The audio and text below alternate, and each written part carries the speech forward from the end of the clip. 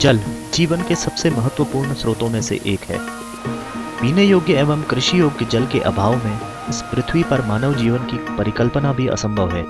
हिमालय के ग्लेशियर और बर्फ के भंडार हमारे देश ही नहीं बल्कि पड़ोसी देशों के लिए भी स्वच्छ जल के मुख्य स्रोत हैं। मानव आबादी का एक बहुत बड़ा भाग इस जल पर निर्भर करता है।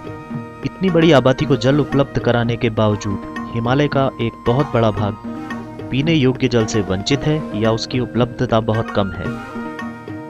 वर्तमान में विश्व की लगभग 1/3 आबादी पीने योग्य जल की कमी का सामना कर रही है, जिसका प्रमुख कारण बढ़ती हुई जनसंख्या एवं पर्यावरणीय असंतुलन है। एक सर्वे के अनुसार सन 2050 तक विश्व की लगभग 2/3 आबादी पीने योग्य जल की कमी से जूझ रही होगी। हमारे पर्वतीय क्षेत्रों में पानी की अत्यंत कमी है। कृषि हेतु सिंचाई के लिए उपलब्ध जल की मात्रा केवल 10% है और शेष 90% खेती केवल वर्षा के जल पर निर्भर है। पीने योग्य जल के स्रोत जैसे नौला व धारे तथा नदियां वर्षा ऋतु में तो प्रचुर मात्रा में जल उपलब्ध करा देते हैं, पर शरद व ग्रीष्म ऋतु में ये पूरी तरह सूख जाते हैं या इनमें पानी की उपलब्धता बहुत कम हो जाती है। ऐसी स्थिति में ग्रामीण क्षेत्रों की महिलाओं को रोज 2 से 5 किलोमीटर तक पानी की आपूर्ति के लिए पैदल चलना पड़ता है, जो कि इनके स्वास्थ्य पर और समय के अभाव के कारण अन्य सामुदायिक कार्यों पर विपरीत प्रभाव डालता है। वर्षा का जल पानी का मुख्य स्रोत है। पृथ्वी पर दैनिक कार्यों में प्रयोग होने वाले जल का सबसे बड़ा भाग वर्षा का जल है।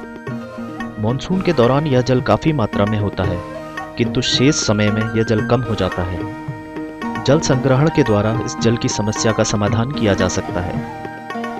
उत्तराखंड में पारंपरिक रूप से खाल एवं खंतियों का निर्माण करके जल संग्रहण किया जाता था, पर वर्तमान में यह परंपरा विलुप्त प्राय हो गई है। अब जिया द्वारा ग्रामीण क्षेत्रों की महिलाओं को अथक परिश्रम एवं कार्य बोझ की कमी और रोजगार के अवसर प्रदान करने हेतु अल्मोड़ा जनपद के लमगड़ा विकासखंड के 15 ग्रामों में सर दोराबजी टाटा ट्रस्ट मुंबई के सहयोग से खाल एवं खंतियों का निर्माण वर्ष 2006 से किया जा रहा है। इसमें प्रथम चरण में 2000 घन मीटर एवं द्वितीय चरण में 17,000 घन मीटर क्षेत्र, जो कि ग्राम के आसपास के बंजर एवं कम तीव्र ढलान वाले क्षेत्रों में खाल खंतियों का निर्माण किया गया, जो कि अनुमानित क्षेत्रफल से दुगना था। इनमें जमा होने वाले जल से कई अन्य फायदे भी हुए हैं, जैसे इनके निर्माण के बाद भूमिगत जल में 5 से 10% की वृद्धि दर्ज की गई।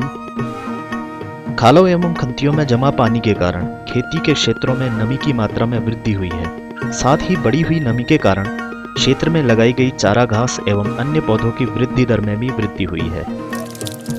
तेज वर्षा में पानी के खालों और खंतियों में जमा होने के कारण भूकटाव में कमी आई है तथा क्षेत्र के लोगों में जल संग्रहण के प्रति जागरूकता में सकारात्मक रूप से सुधार हुआ है।